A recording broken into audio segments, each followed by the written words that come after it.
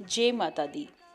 अब हम दुर्गा सप्तशती का 13वां और आखिरी अध्याय का अध्ययन करेंगे। सूरत और वैश्य को देवी द्वारा वर की प्राप्ति। तत्पश्चात ऋषि बोले, हे राजन, मैंने तुमसे देवी के इस उत्तम महात्म्य का कथन किया। इस सृष्टि की धारित्री देवी की ऐसी ही महिमा है। उन्हीं के द्वारा ज्ञान का विकास होता है। भगवान विष्णु की माया शक्ति स्वरूपा उन भगवती के द्वारा ही तुम, ये वैश्य और अन्य विवेकहीन प्राणी मोहाविष्ट होते हैं।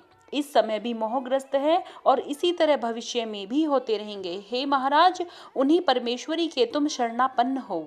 अपने उपासकों को वे भोग स्वर्ग अर्थात अंत में मोक्ष लाभ कराती हैं। तब मार्कंडेय मुनि ने कहा, उत्तम व्रतधारी महाभाग महर्षि मेधा ऋषि से ऐसी बात सुनकर राजा सूरत ने उन्हें प्रणाम किया।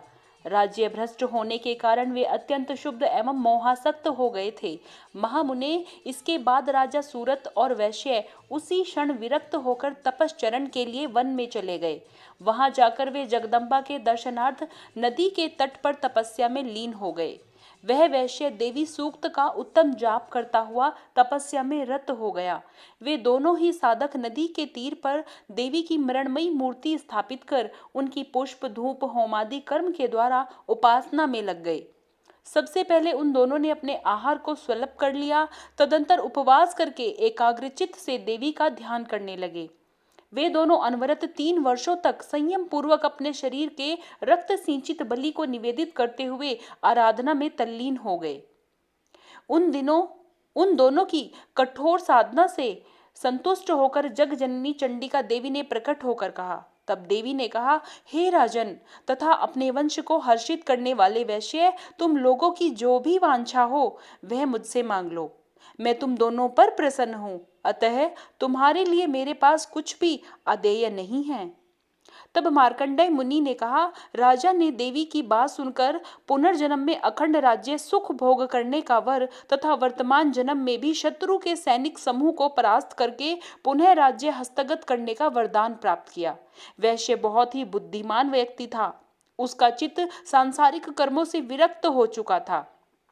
इसलिए उस वैश्य ने देवी से ममता राहित्य एवं अज्ञान विनाशक ज्ञान की प्राप्ति का वरदान मांग लिया। देवी ने पुनः कहा, हे राजन, तुम अपने शत्रुओं को पराजित करके अल्प समय में ही अपने राज्य को पुनः प्राप्त कर लोगे। अब इस राज्य पर तुम्हारा स्थायी प्रभुत्व रहेगा। तुम मृत्यु के बाद सूर्य देव के अंश से जन्म ग्रहण करके इस भूलोक में सावर्णिक मनु के नाम से प्रसिद्ध होगे। हे वैश्य, तुमने मुझसे जिस वर की प्राप्ति की कामना की है उसे भी मैं तुम्हें सहर्ष देती हूँ। तुम्हें मोक्ष लाभ हेतु ज्ञान की उपलब्धि होगी। तब मार्कंडेय जी ने कहा, उन दोनों भक्तों को अभिलक्षित वर प्रदान करके तथा दोनों के द्वारा अपना स्तुति पाठ सुनकर देवी वहीं अंतर्ध्यान हो गई। देवी से इस प्रकार दुर्लभ वर पाकर क्षत्रियों में श्रेष्ठ सूरत नामक राजा सूर्य के अंश से उत्पन्न हो भविष्य में सावर्णिक मनु के नाम से विख्यात हुए। इस तरह हमने आज दुर्गा सप्तशती के सभी 13 अध्यायों का अध्ययन कर लिया है। जय माता दी। माता रानी आप सबकी रक्षा करे, सबकी मनोकामना पूर्ण करे। जय माता दी। अंत में हम माँ से क्षमा प्रार्थना कर लेते हैं।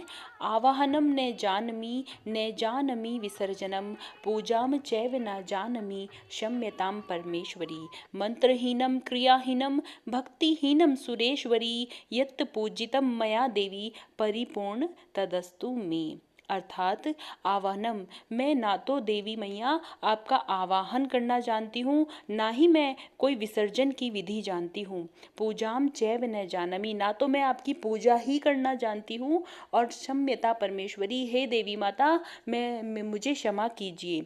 मंत्रहीनम क्रियाहीनम भक्तिहीनम, जो भी मैया रानी, जो भी मैंने मंत्रहीन क्रियाहीन और भक्तिहीन, यानी ना तो इसमें कोई भक्ति थी और ना ही कोई क्रिया थी और ना ही मैंने कोई मंत्रों का उच्चारण किया है। हे सुरेश्वरी, हे माता रानी, यत् पूजित मया देवी, जो भी मैंने, जैसा भी मैंने आपका पूजन किया है, परिपूर्ण तदस्तु में, यह पूरी तरह से पूर्ण हो, यह अपने आप में संपूर्ण हो। हे मैया रानी, हमें माफ़ करें, हमारी रक्षा करें और जो भी कोई मुझसे गलती हुई है उसकी क्षमा करें।